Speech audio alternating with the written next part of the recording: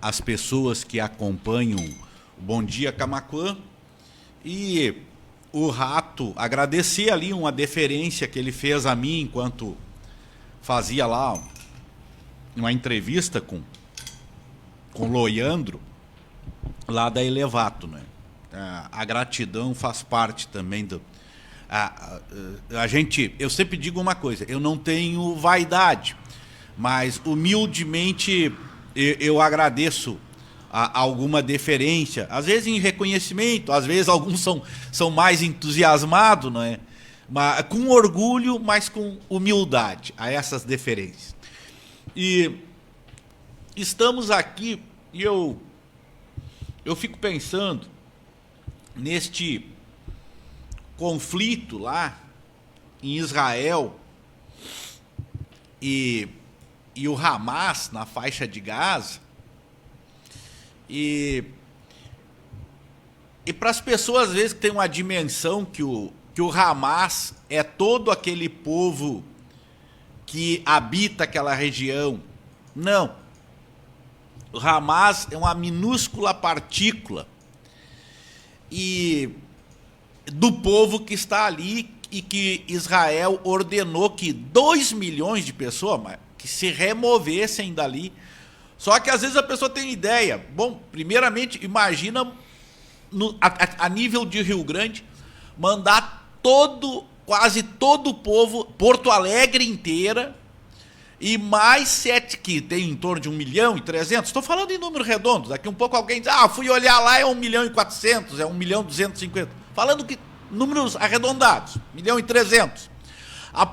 Toda Porto Alegre, de ponta a ponta, tenha que se mudar, e mais 700.000 pessoas, mais Novo Hamburgo, mais Canoas, se mudar imediatamente dali, porque um grupo hoje, na condição de terrorista, reconheço, o Hamas, atacou Israel. E o que Israel, naquele direito que tem de se defender, de contra-atacar, só que já matou muitas vezes mais pessoas e indiscriminadamente.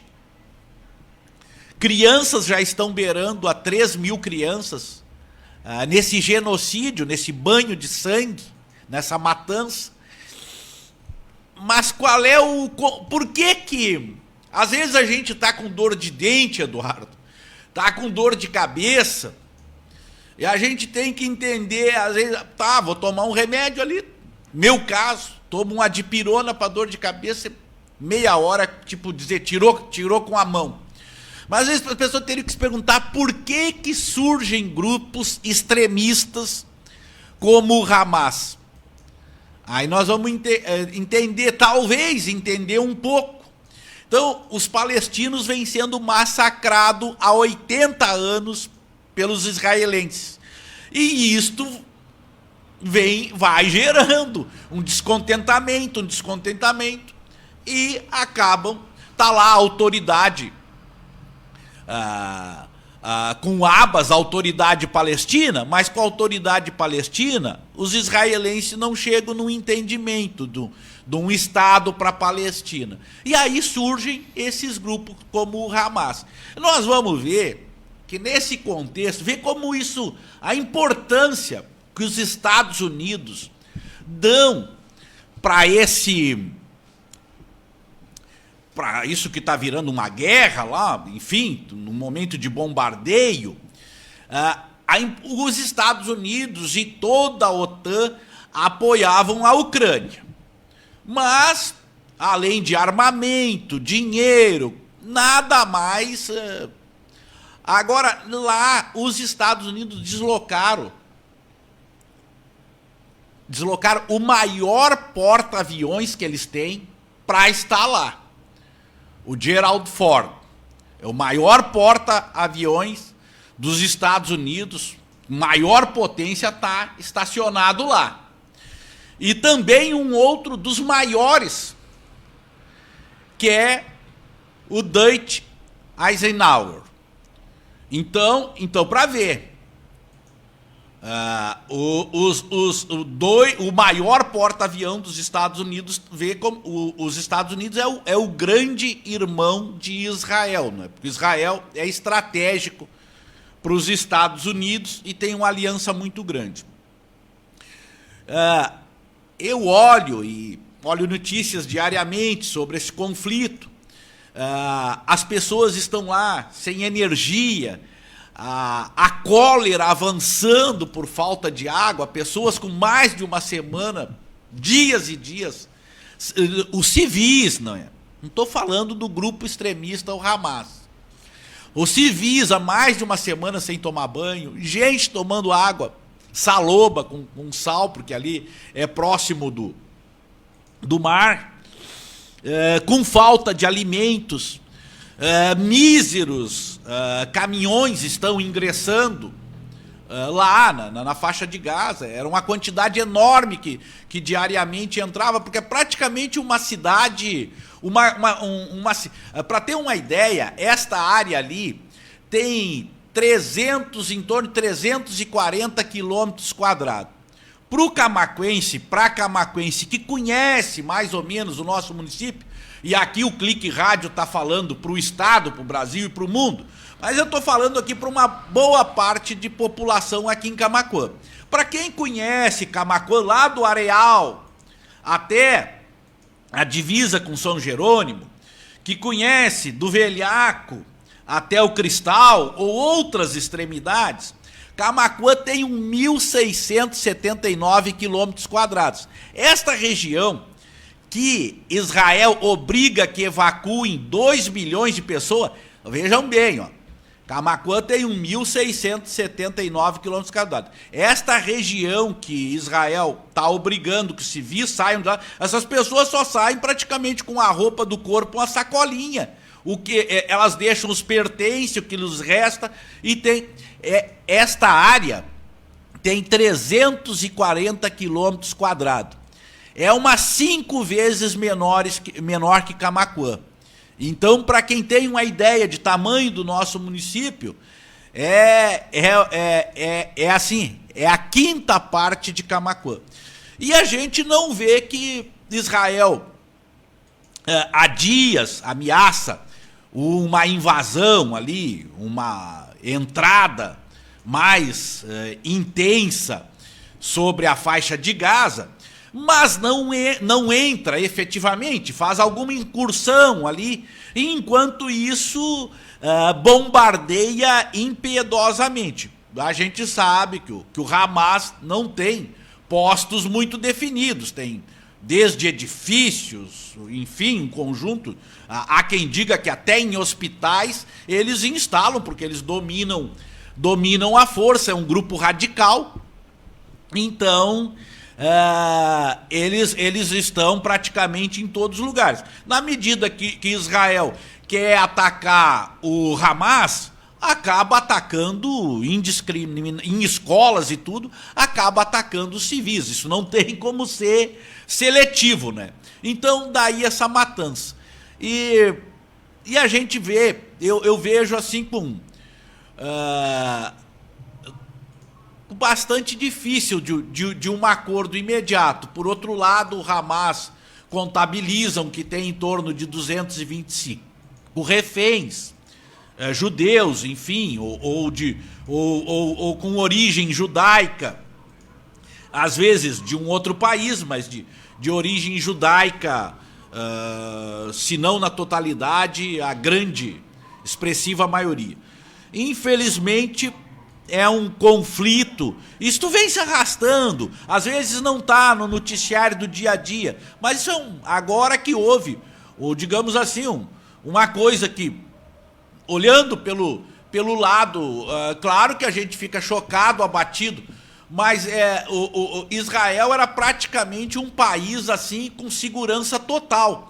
Então isso que fizeram, parece que desde entrada com paraglider e outras coisas que o grupo Hamas fez, pegou totalmente Israel de surpresa. Entre essas medidas, aquelas motos, caminhonetes, assim, aquilo é uma coisa que, não estou É apenas uma simbologia. É quase que um ato cinematográfico, não é? Israel era considerado algo de não ter uma invasão por terra, principalmente ali com aquela divisa com a Palestina, não é? Então, e isso gerou também uma reação interna, e Israel quer se vingar e com muita desproporção, porque acaba matando civis. Uma vez, eu não me lembro qual foi mais o contexto, mas eu sei que foi no âmbito desse meio jurídico. Eu não sei se foi um promotor, juiz ou advogado, mas era neste âmbito que eu aprendi uma locução, que é o seguinte: vamos matar uma mosca, para matar uma mosca vamos usar um canhão. Então, claro, tu pode matar uma mosca com uma pazinha daquelas que a gente usa, plástica, coisa e tal, e tu também mata uma mosca usando um canhão. Então aí tu usa um canhão, tu destrói horrores, né? Então são formas de como se vê. Então, infelizmente, neste contexto, eu não vejo que ele esteja próximo de chegar num fim. E que bom que nós pudéssemos, diante de tantos horrores que estão acontecendo, aí nós dar um passo maior, que seria criar o Estado palestino e tentar, com todas as nações do mundo, assim como lá em 1948 foi criado o Estado de Israel, e que já tomou muita parte das áreas então palestinas, se criasse o Estado palestino e tentasse caminhar num outro andar aí de buscar uma trégua, um momento de calmaria, porque isso é ruim para todo mundo, e principalmente para os civis que morrem de ambos os lados, os israelenses que morreram, os palestinos que continuam morrendo ao longo dessas 3 semanas, principalmente, como eu disse, as vidas de inocentes que nem sabem às vezes os motivos por que estão sendo massacrados. De outra parte, o presidente Lula, agora na quarta-feira, anunciou 15 bilhões de reais, e eu havia ainda estado com o prefeito Ivo, há uns dias atrás, em mais de uma oportunidade, tivemos que estar em agendas juntos, e o prefeito Ivo de Lima Ferreira, aqui de Camaquã, ainda dizia para mim: ainda bem que o Lula vai compensar esse ano os municípios por aquelas perdas provocadas não nessas palavras que o prefeito Ivo disse. O prefeito Ivo disse que ainda bem que o governo Lula ia compensar as perdas que os municípios tiveram, e essas perdas decorrem daquele processo que eu disse muitas vezes aqui, que às vésperas da eleição, o presidente Bolsonaro praticamente chantageou os governadores para diminuir os impostos. E esses impostos, o cidadão que está nos ouvindo, a cidadã, é diferente da gente ter uma loja, ter um comércio, um mercado, que tu tem uma diferença e já na hora ali tu já sabe quanto é que tu vendeu hoje, se tu tem um sistema bem organizado, quanto é que deu de lucro, ou por semana, ou por mês. Não, os recursos, por exemplo, das prefeituras não vêm ao todo, está recebendo este ano, é com referência a 2 anos atrás, coisa e tal. Então o que aconteceu? Aquela baixa nos impostos ia causar um caos nas prefeituras. Então, por quê? Aquele pacote de bondade, na ânsia do Bolsonaro ganhar as eleições, gerou, hoje está um descompasso que muitas prefeituras não teriam como fechar o ano. Então o presidente Lula, frente ao Conselho da Federação dos Municípios, assinou na quarta-feira uma mensagem modificativa no projeto de lei que tramita no Congresso Nacional, PLN número 40, 2023, para assegurar recursos orçamentários aos entes federativos, previsto na recém-sancionada Lei Complementar 201, de 24 de outubro de 2023, praticamente 15 bilhões, são 14 bilhões e 900 milhões. Então, este ato assinado no Palácio do Planalto, durante solenidade instalada do Conselho da Federação, criado para o enfrentamento das dificuldades dos estados e dos municípios. Desses 14,9 bilhões, 8,7 bilhões serão garantidos a títulos de antecipação de compensação aos estados, em razão da queda na arrecadação do ICMS, e 6,2 bilhões aos estados e municípios como reposição de perdas de receitas do Fundo de Participação dos estados e do Fundo de Participação dos municípios, né? Então, os estados e municípios que, com reflexo daquelas bondades, entre aspas, de diminuir não o preço da gasolina, não o preço do diesel, mas ele praticamente chantageou os governadores que tinha que baixar o imposto, gerou uma descompensação terrível para este ano. Como eu disse, de tal forma que muitas prefeituras aí não iam conseguir fechar suas contas. Então, sensível às dificuldades provocadas por essas questões do então presidente Bolsonaro às vésperas da eleição, o presidente Lula assumiu compromisso com os governadores de compensar as perdas de arrecadação do ICMS. Também assegurou um outro aspecto extremamente importante, foi objeto da minha conversa com o prefeito Ivo. Assegurou que nenhuma prefeitura receberia menos recurso do Fundo de Participação dos Municípios em 2023 do que recebeu lá em 2022. Então, são promessas que acabam de ser cumpridas, então, com esse projeto de lei, PLN, lá no Congresso Nacional.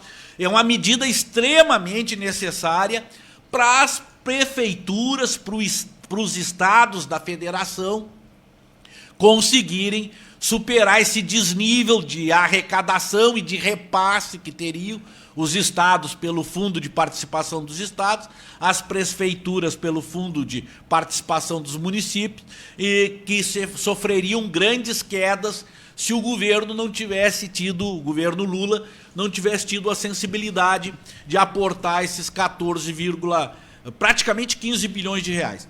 E, por último, aqui, hoje, o Lula, que nasceu em 1945, num dia, na mesma data de hoje, num 27 de outubro, anos depois, naquele tempo era muito comum, foi registrado com um equívoco no dia 6, teve a eleição, inclusive, que o Lula, foi dia 6, era um domingo, ele ganhou o primeiro turno no domingo e o segundo turno no dia 27, ganhou no dia que ele é registrado e no dia oficial do nascimento dele. É uma pessoa que eu, não por ser do Partido dos Trabalhadores, mas tenho um enorme carinho, uma enorme, assim, referência no Lula. Mesmo nas eleições que ele perdeu para o Collor em 89, 94, para o Fernando Henrique Cardoso, depois 98, as pessoas dizem, mas o Lula perde a eleição e ele volta a concorrer de novo. Por que é que vocês não colocam outro candidato? Mas é que tinha uma questão. O Lula perdia, mas a cada eleição ele fazia mais votos. Então isso era um indicativo bom de não trocar o candidato. E ganha a eleição de 2002, depois se reelege em 2006, traz uma série de programas novos para o Brasil, como o Mais Médicos, o Minha Casa Minha Vida, o Luz para Todos, que tirou as pessoas do século XVIII, levando energia para muitos locais que as empresas de energia não conseguiam colocar uma lâmpada, uma tomada, enfim, revolucionou na questão por exemplo, do interior, programas habitacionais também para o interior, e depois sai do governo com 87, o Lula, quando sai do governo em 2010, conclui o seu segundo mandato, ele sai com 87, mas não é uma parte de bom e ótimo e outra de regular, ele sai com 87 de bom e ótimo, consegue eleger a Dilma por sua indicação e reelegê-la muito em cima do seu nome, e não ganhou as eleições de 2018 por estar impedido aí por uma coisa que eu já manifestei diversas vezes aqui, não vou me alongar. E volta a ganhar, por margem escassa, a eleição de 2022. Hoje nós temos uma gama muito grande de informações. A imprensa, há uns anos atrás, e o Eduardo não vai se incomodar, a gente sabia tudo aqui há 20 anos atrás, só prática pela Rádio Camaquense, era tudo.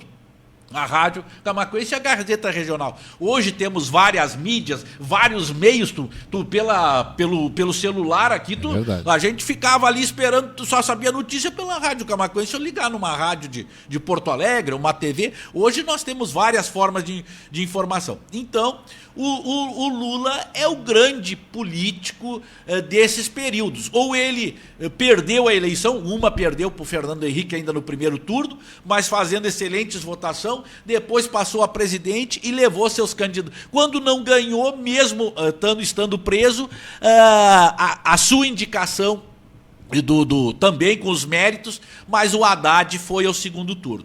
Então, ao presidente que está de aniversário, completando 78 anos, com um vigor muito grande para melhorar o nosso país no âmbito internacional, nas relações comerciais, e colocando a paz, tentando fazer mediações pela paz no mundo, pelo desenvolvimento dos países, eu rendo a minha homenagem, e que ele possa ter saúde e estar conosco ainda por muitos anos.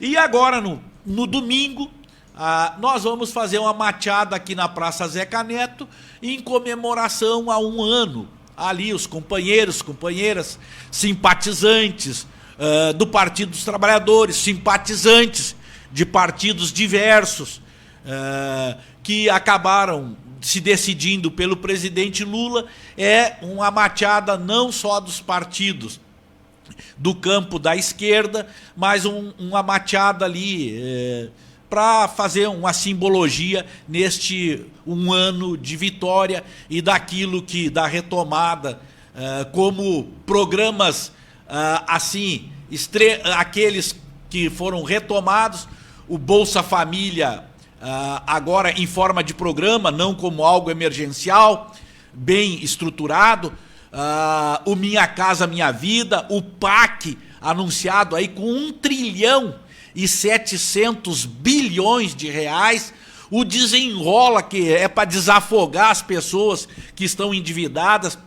Esse Desenrola tem um imenso desconto, procurem quem tem dívida, talvez você possa liquidar sua dívida com muito menos do que imagina, por valores assim. Hoje eu tenho negociações aí que estão dando mais até que 90% de desconto em alguns casos.